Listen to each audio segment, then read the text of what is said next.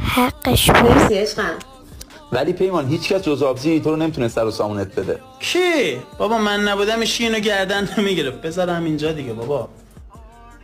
خلاصه که خیلی خوش گذشت دیگه. ببینیم بذار همینجا میگم بابا دست دادم خودم. خب حالا کجای شما رفتی؟ رفتیم ماسال. چه هوایی بود ببین اصلا. آره واقعا چقدر هوا تمیز بود. حرف میزنم میپری وسط حرفم این قاشق نشسته.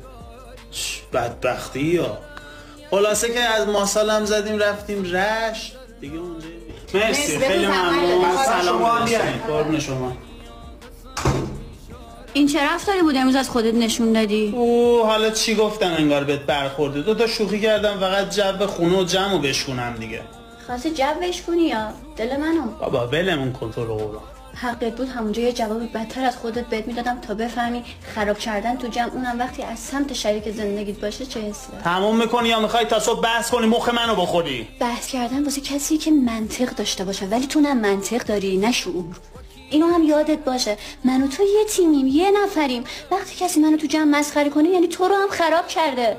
بعد تو خودت توف سربالا میندازی. دفعه بعد که یه همچین رفتاری ازت ببینم درک و شعور زنانمو میذارم کنار. پس بزرگ شو.